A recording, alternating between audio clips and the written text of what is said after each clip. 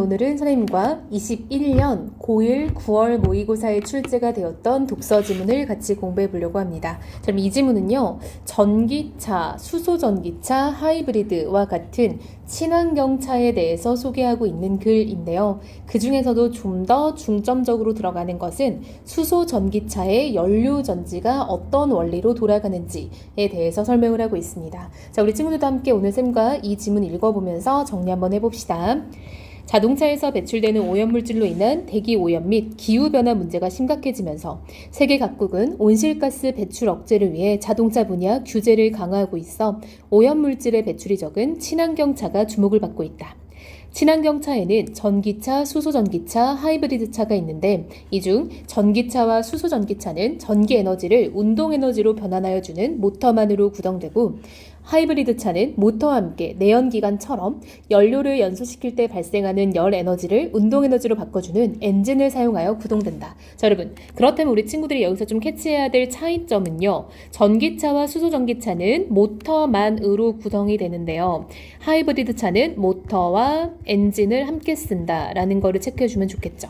그래서 쌤차도 하이브리드여가지고 전기차의 특성과 내연기관차의 특성을 둘 다 가지고 있거든요. 저 아직까지는 이제 전기차를 사용하기가 조금 어렵다라고 느끼는 경우에는 이제 대안으로 하이브리드 차를 많이 쓰고 있는 거죠. 그렇죠? 중간 단계라고 보면 좋을 것 같아요.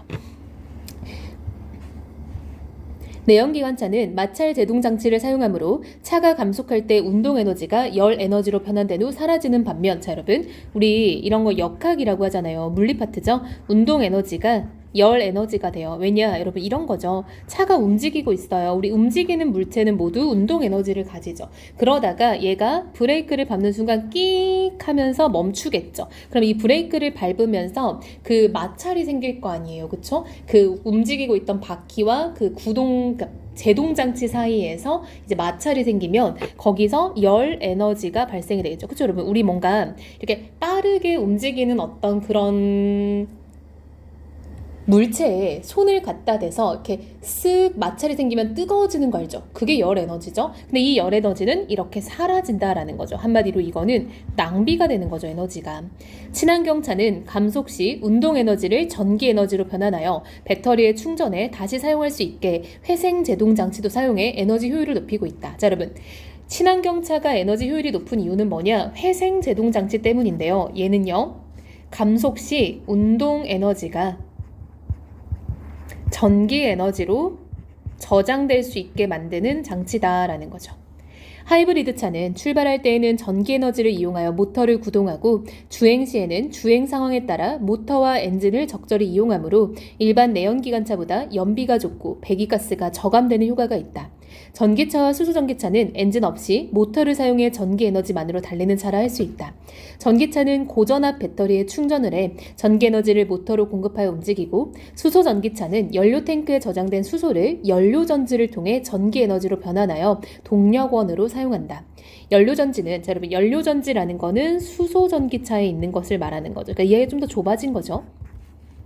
차량 구동에 필요한 수준의 전기 에너지를 발전시키기 위해 다수의 연료전지를 직렬로 연결하여 가로로 쌓아 만드는데 이를 스택이라 한다. 연료전지는 저장된 수소와 외부로부터 공급되는 공기 속 산소가 만나 일어나는 산화환원 반응 과정을 통해 전기 에너지를 생성하는데, 산화란 어떤 물질이 전자를 내어주는 것을, 환원이란 전자를 받아들이는 것을 의미한다. 이렇게 물질이 전자를 얻거나 잃는 것을 이온화라고도 하는데, 물질이 전자를 얻으면 음이온이, 전자를 잃으면 양이온이 된다. 자, 여러분, 여기까지가 바로 수소전기차의 연료전지에 대해서 이야기를 할 건데, 그때 기본적으로 우리가 숙지해야 될 게 바로 산화환원 반응 과정이다 라는 거죠. 자, 이제 본격적으로 나옵니다. 자, 여러분, 쌤이 옆에다 도식화를 좀 해놨어요. 그래서 우리 친구들도 설명을 보고 나서는 이거를 좀 참고해보면 좋을 것 같아요. 자, 이어서 볼게요. 수소전기차에는 백금을 넣은 촉매와 고분자 전해질 막을 지닌 연료전지를 많이 사용하는데, 다른 연료전지에 비해 출력이 크고 저온에서도 작동이 되며 구조가 간단하다. 자, 여러분 보면요, 쌤이 여기다 이게 연료전지예요. 그쵸? 이 네모칸 보이죠? 이 네모를 쌤이 연료전지를 형성한 겁니다. 자, 그랬을 때 이 연료전지에는 고분자 전해질 막과, 여기 보이죠? 그리고 백금 촉매를 쓴다라고 되어 있어요. 그쵸? 이렇게 두 개. 자, 근데 이걸 쓰는 이유는 뭐다? 출력이 크고 저온에서 작동이 가능하고 구조가 간단하기 때문이래요. 자, 여기다 쌤이 적어놨죠? 연료전지의 음극과 양극에 사용되는 촉매 속에 들어있는 백금은 음극에서는 수소의 산화 반응을, 양극에서는 산소의 환원 반응을 활성화한다. 자, 여러분 보면요. 음극에서는 수소의 산화, 그렇죠? 양극에서는 산소의 환원, 쌤이 다 적어놨습니다. 그리고 두 극 사이에 있는 고분자 전해질막은 양이온의 이동을 돕고 음이온과 전자 이동은 억제한다. 자, 여러분 고분자 전해질막의 지금 역할은 뭔가 봤더니 양이온의 이동은 도와주고요. 그리고 음이온과 전자의 이동은 줄인다. 이것은 막는다라는 게 고분자 전해질막의 기능이었습니다. 연료전지에서 전기 에너지가 생성되는 과정은 수소를 저장한 연료 탱크로부터 수소가 음극으로, 공기 공급기로 유입되는 외부의 공기 속 산소가 양극으로 공급되면 시작된다. 자, 여러분 보세요. 수소가 음극으로 가고요. 산소가 양극으로 가는 것부터가 일단 과정의 시작점이다라는 거예요. 자, 쌤이 색깔 한번 바꿔볼게요. 자, 이게 지금 1번 과정인 거죠. 자, 이어서 2번은요. 음극에 공급된 수소는 촉매 속 백금에 의해 수소 양이온과 전자로 분리되고, 자, 여러분, 수소는요, 이 백금에 의해서, 그쵸? 촉매인 거죠. 수소 양이온과 전자로 분리가 됐어요. 그쵸? 이게 두 번째 과정인 거죠. 자, 그랬을 때 수소 양이온은 고분자 전해질막을 통과해 양극으로 간대요. 자, 여러분, 그 중에 수소 양이온 여기 보이죠? 얘는요, 고분자 전해질막을 통해서 양극으로 움직인다. 이게 지금 3번 과정인 거죠. 자, 그리고 전자는요, 외부 회로로 흐르며 전기 에너지가 발생되는데, 자, 여러분, 그 중에 만들어진 전자는요, 외부 회로로 흐르면서, 이게 4번 과정이죠? 전기 에너지가 발생이 된대요. 자, 그랬을 때 이 전기 에너지는 하나는 모터로 전해져서 동력원이 되고요. 또 남은 거는 배터리로 전환돼서 축적이 된다라고 되어 있어요. 그쵸?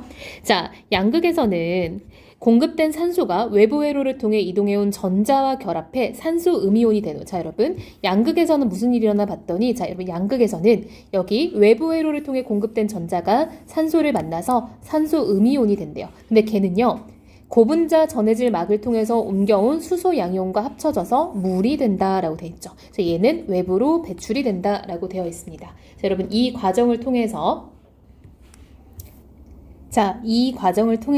우리는 수소 전기차에 탑재된 연료 전지가 어떤 역할을 하는지를 알 수 있었다라는 거죠. 자, 그럼 마지막 부분은요, 수소 전기차에 있는 연료 전지의 어떤 의의와 한계로 지금 정리가 되고 있습니다.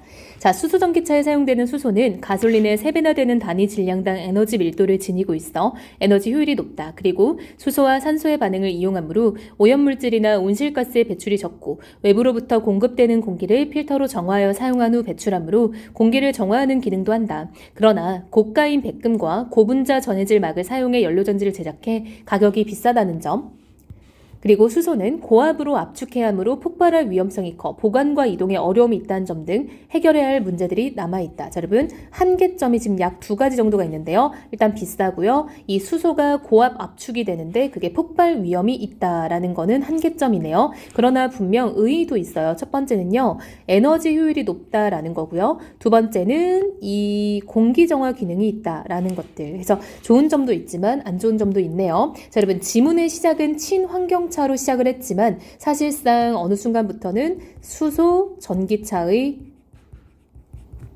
연료 전지에 의한 과정을 우리가 봤다라는 거를 좀 정리해보면 좋을 것 같네요. 자, 우리 친구들 조금 보기 어려울 것 같아서 쌤이 아까 좀 표시했던 것들은 좀 지워줄게요. 이런 과정을 통해서 연료 전지에서 에너지가 발생되는구나 라는 거를 알 수 있겠네요. 자, 우리 친구들도 한번 영상이 끝나고 나면 쌤이 정리해준 이렇게 적어도 좋고요. 아니면 본인만의 방법으로 적어도 좋으니까 어느 정도는 도식화를 해놓는 게 이 지문은 좋을 것 같네요.